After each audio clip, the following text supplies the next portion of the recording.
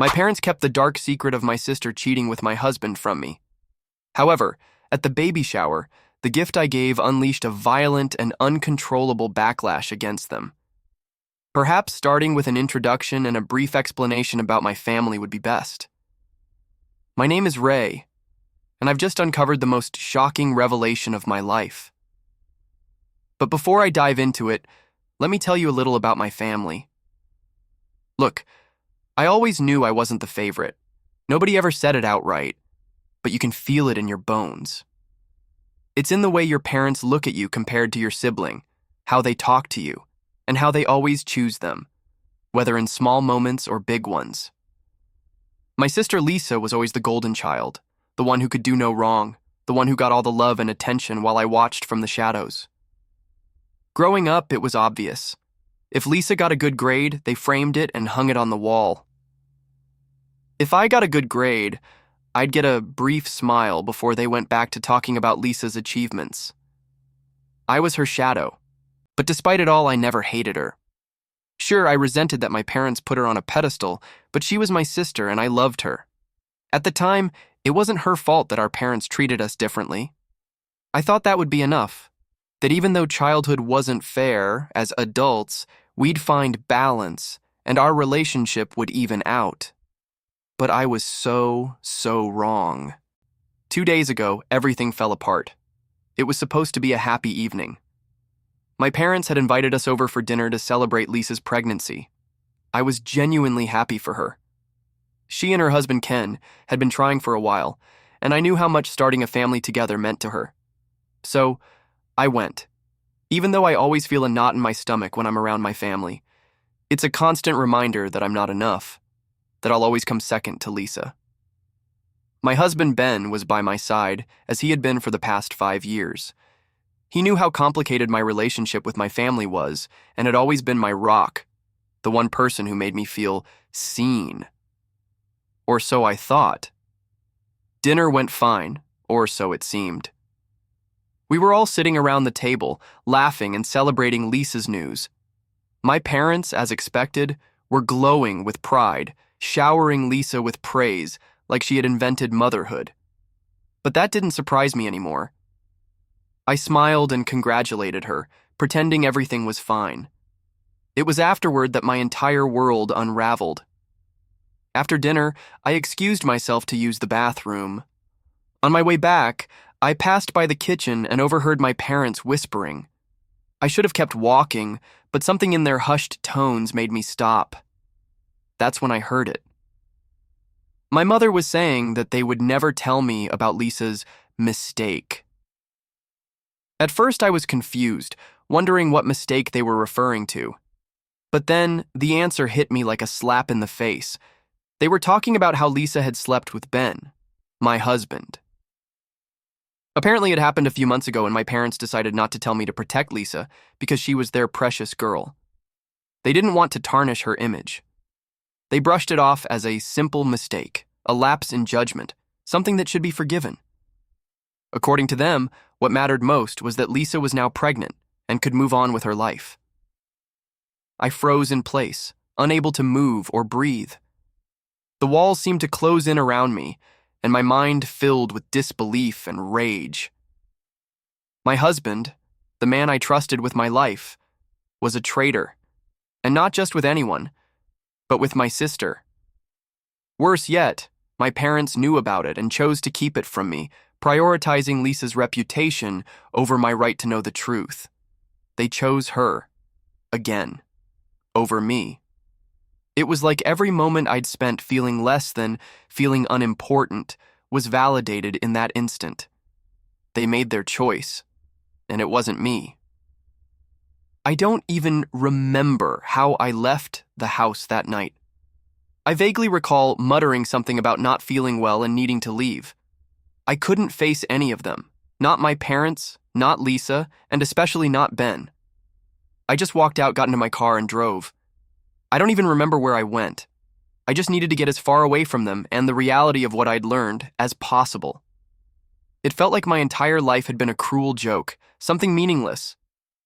It was as if I were falling into an endless void, and nothing could stop my descent. 2 days have passed, and I still can't process it.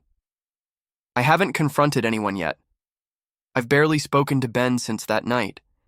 He keeps asking me what's wrong, why I'm so distant, but I can't even look him in the eyes, let alone talk to him. Every time I see him, all I can think about is him with her, my sister. How could he do this to me? How could she do this to me? And how could my parents cover it up like it was nothing, as if I were nothing? I can't stop replaying that conversation in my head, hearing my parents justify Lisa's mistake and insist it shouldn't ruin her life. But what about my life? My marriage? Don't those matter? Doesn't my pain count? I feel erased, like a side character in a story that's supposed to be mine. But somehow, it's always about Lisa. No matter what she does, no matter how much she hurts me, they'll always protect her. And here I am, left to pick up the pieces, trying to figure out how to move forward when everything I thought I knew has been turned upside down. I don't know what to do. Should I confront Ben and demand the truth? Should I talk to my parents and tell them how deeply they've hurt me? I don't even know where to start, or if I have the strength to face Lisa. The thought of hearing her excuses makes me sick. But I can't keep living like this, pretending everything is fine when it's not. I can't keep this secret bottled up, letting it poison every thought and moment. Part of me wants to scream at all of them, to make them understand how much they've hurt me and destroyed everything. Another part just wants to walk away, leave them behind, and never look back. I don't know which part to listen to. I don't even know if there's a right choice.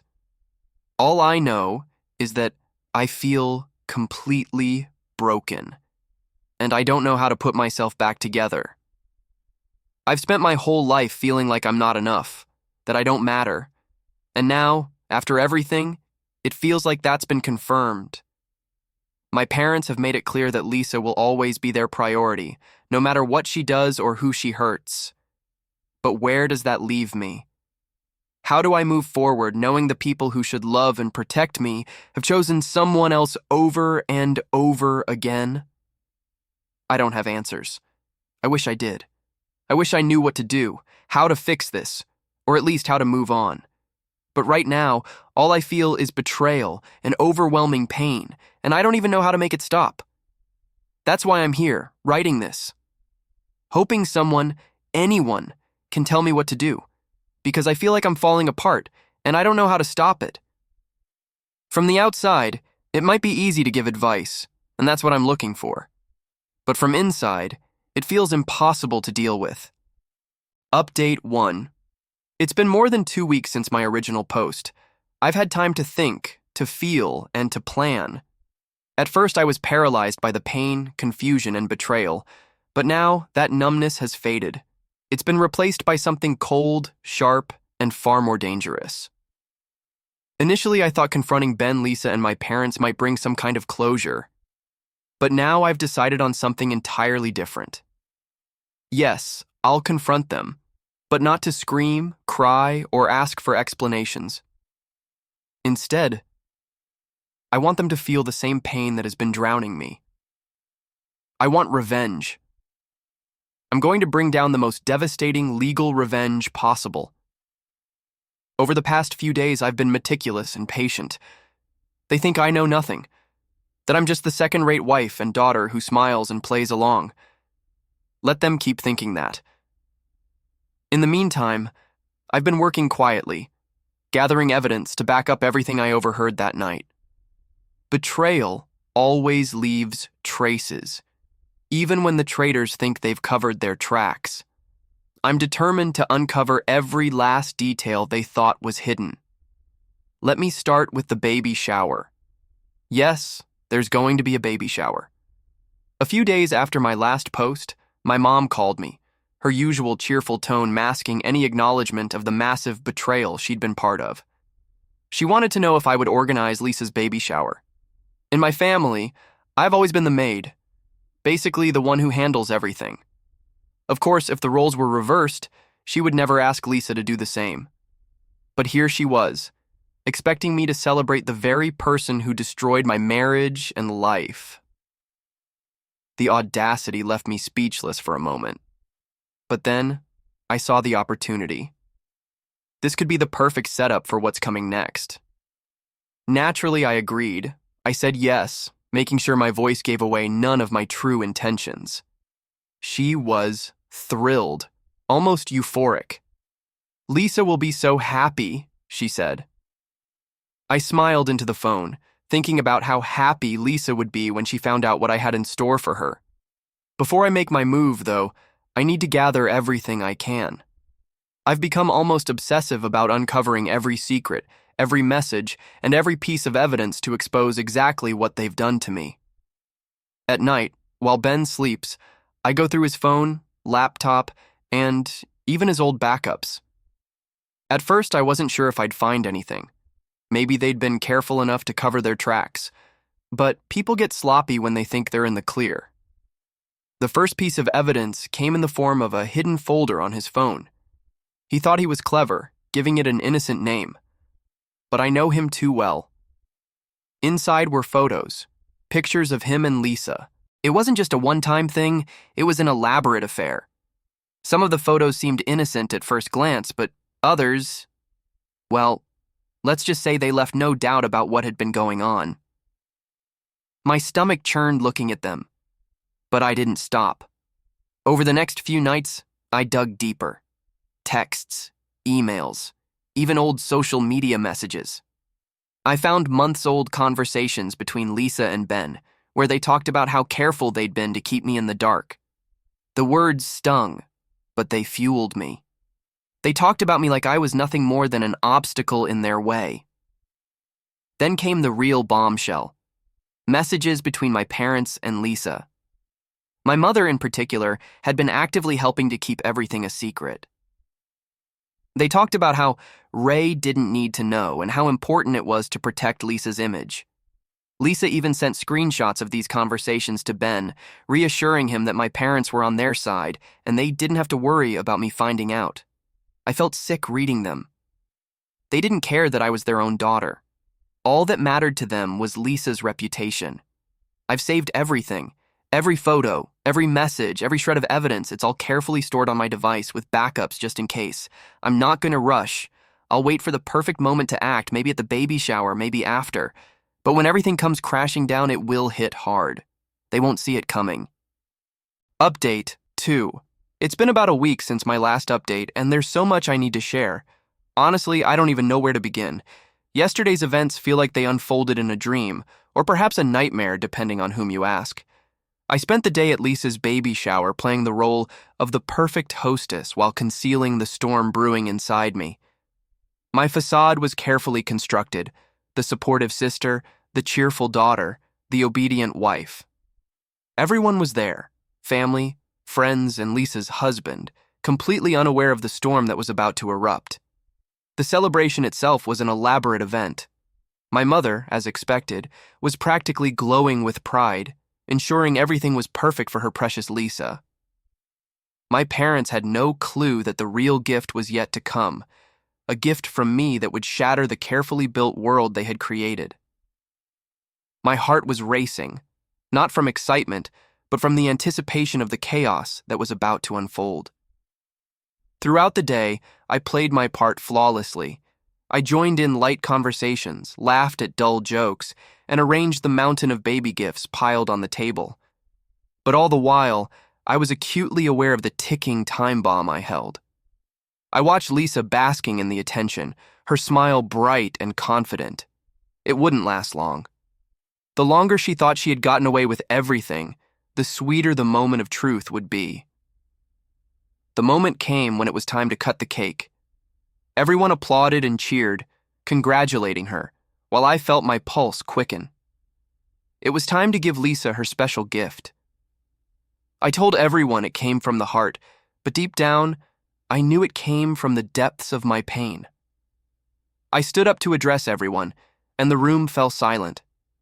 Lisa looked at me with a radiant smile, visibly excited as I handed her the beautifully wrapped box. I had gone out of my way with the presentation: exquisite paper, an elegant bow, everything designed to build anticipation and make it look like a gift of great importance. And it was. Everyone gathered closer as Lisa began unwrapping it. Inside were printed photographs, shocking images of her and Ben in highly compromising situations, intimate moments frozen in time. They weren't photos you'd ever want your family to see.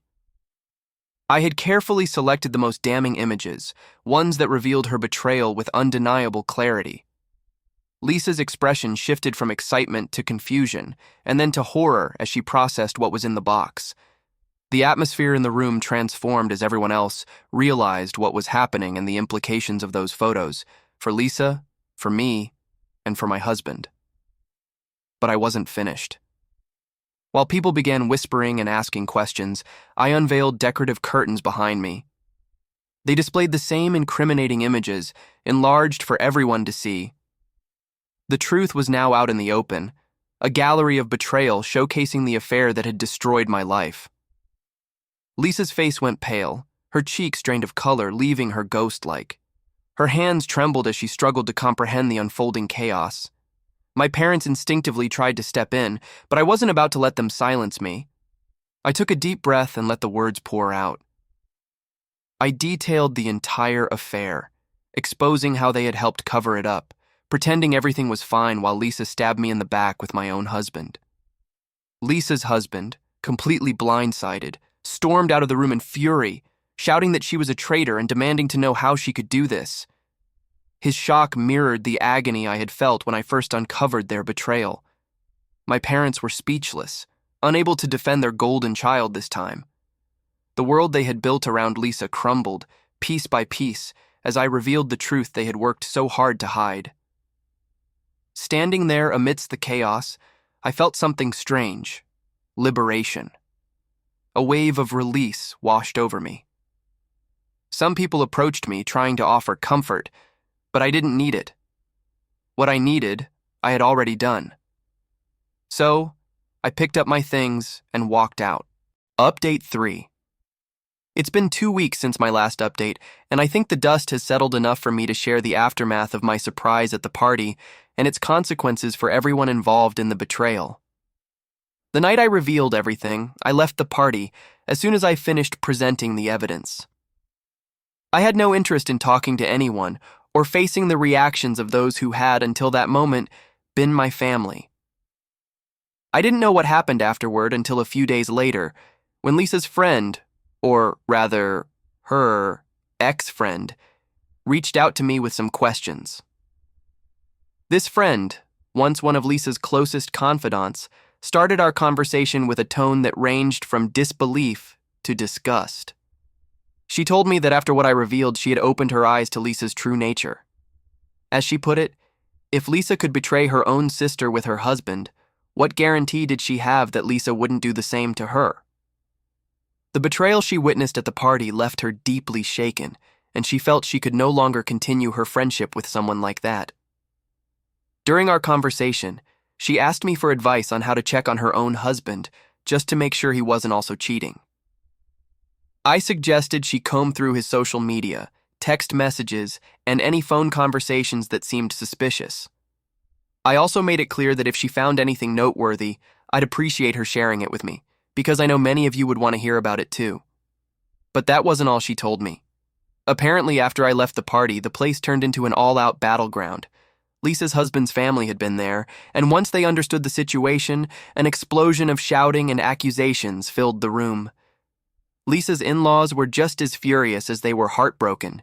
They hurled harsh, cutting words at her, making no effort to hold back. My father, clinging to what little dignity he had left, tried to step in to defend Lisa, arguing that she was pregnant and didn't deserve to be spoken to that way. But Lisa's father-in-law wasn't having it. He shot back with a vulgar insult, calling her something unrepeatable, essentially branding her as the worst of the worst. That comment hit my father like a dagger, and he lunged at Lisa's father-in-law, attempting to settle the matter physically. Unfortunately for him, it didn't end well. Lisa's father-in-law landed a single punch that sent my father to the ground in one swift motion. He didn't lose consciousness, but stayed down, either out of humiliation or fear of another blow. The women weren't far behind in the chaos. Lisa's enraged mother-in-law started hurling insults at my mom, who fired back, calling Lisa's father-in-law a gorilla for hitting my dad. That remark triggered Lisa's mother-in-law to lash out physically, grabbing my mom's hair and pulling so hard that they had to be separated. My mother ended up losing a clump of hair in the scuffle. Someone even joked afterward that she might want to start looking into wigs. Some of the guests eventually managed to calm things down before it escalated further, but the damage was done. I'll admit, part of me regrets not staying to witness the fallout of my gift. It's the same feeling you get when you skip school and later hear it was the most eventful day of the year. Still, I know leaving was the right choice, for my peace of mind and to avoid getting caught up in the embarrassment and chaos. Surprisingly, Lisa walked away physically unscathed from the whole ordeal. Not because she didn't deserve it, but because she was pregnant. Even the angriest among the crowd managed to hold back from harming her. Though there's a strong chance the baby she's carrying belongs to my husband, that child is blameless in all of this, unlike its deceitful and treacherous mother. As for my husband, or rather, my soon-to-be ex-husband, things have moved along swiftly. I filed for divorce as quickly as I could. At the party, he managed to avoid any physical harm, likely because he had enough sense to keep his mouth shut and try to make himself invisible. He stayed silent, his head down, hoping not to draw attention. It worked, as Lisa's father-in-law didn't land a punch on him, though he deserved it more than anyone. In the past 2 weeks, neither Lisa nor anyone else in my family has tried to contact me. No apologies, no accusations, nothing. That doesn't surprise me. Even though I was the one most hurt in all of this, their shame and lack of remorse prevent them from reaching out. This confirms what I've always suspected. Lisa will always be their priority no matter what she does. This public betrayal and humiliation, as catastrophic as it was, hasn't been enough to change their mindset. I've spent my entire life trying to find my place in my family, hoping to be seen and valued. But these events have shown me the truth, that it will never happen. No matter how much they hurt or betray me, I will always be the daughter they ignore. Update 4. I love the saying, everyone has a plan until they get punched in the face, and because that's exactly what happened to my ex-husband. But let me start from the beginning. These past few months have been eventful. Remember my sister's now ex-friend, the one I helped investigate her husband? Well, she discovered that her husband was also cheating on her, with my sister. Naturally, she confronted him immediately. During their heated argument, the friend let it slip that my ex-husband was involved in the whole mess, too. What did her husband do? Without a word, he stormed over to my sister's house, where she was living with my ex because they both believed the baby was his, and gave my ex the punch he'd managed to dodge at the party. Right in the face. Now, my ex is planning to sue him for the punch, but I have no idea how that's going or care enough to find out. As for my sister's marriage, her husband moved out as soon as he found out about the affair and immediately filed for divorce. That divorce isn't finalized yet, likely because there's a baby involved, and those cases tend to take longer. My divorce, on the other hand, was completed about a month ago. For those wondering about the details, the house we shared was sold and we split the money evenly. Neither of us has to pay spousal support, and since there were no kids, it all wrapped up pretty quickly. I think the quick resolution of my divorce just made the chaos surrounding my sister's life seem even more endless and messy. Back to my ex-husband. Along with the literal punch to the face, he also took an emotional hit when he learned that he might not be the father of my sister's baby. In a twist of poetic justice, he moved out of her house, unable to handle the thought that she might have betrayed him too. This part honestly makes me laugh. How can someone who is so willing to cheat on their partner now be hurt by the idea of being cheated on themselves? The hypocrisy is almost comical. I suppose I can't understand jealousy in this situation because, thankfully, I've never felt the urge to betray someone like that. But the drama didn't stop there. Here's the kicker. My sister's baby has been born, And of course, a DNA test was done immediately. Turns out, my ex-husband is not the father. The baby belongs to the husband of my sister's ex-friend. You can imagine how this played out. The friend also filed for divorce after uncovering the affair. I can't say I'm surprised, though. Knowing my sister, there could easily have been other candidates for the baby's father. For my parents and my sister, this is just another chaotic Tuesday. The level of drama and absurdity they live with is so routine that it barely phases them anymore. Unsurprisingly, neither my parents nor my sister has attempted to reach out to me. For a moment, I thought, maybe they're just too busy dealing with the disaster they created. But no, let's be real. That was sarcasm in my last update. I don't think they've ever truly cared. Even without this scandal, they wouldn't have made the effort to reach out. Now for the latest developments. My sister has moved back into our parents' house. Why? Because the baby's biological father chose not to stay with her. And honestly, I understand his decision. Being with someone as unreliable as my sister seems more like a punishment than a reward. So, alone with her baby, she returned to the one place where she's still welcomed with open arms, our parents' home. Her divorce has since been finalized, and it ended favorably for her ex-husband. The house they shared was sold, and he doesn't have to pay child or spousal support. Honestly, I think this was the best possible outcome for him. He gets to walk away from the disaster without any financial or personal ties to my sister. It's like life handed him a one-way ticket out of the mess, and I can't imagine a better ending for him. Meanwhile, my sister's ex-friend also finalized her divorce. It seems that, at least for now, the chaos has settled. The physical punches have stopped flying, though some people in this story still deserve a few more. While the drama has calmed down, the memories, some emotional and some quite literal, will linger for everyone involved. For a few, they're etched into their hearts. For others, maybe their faces.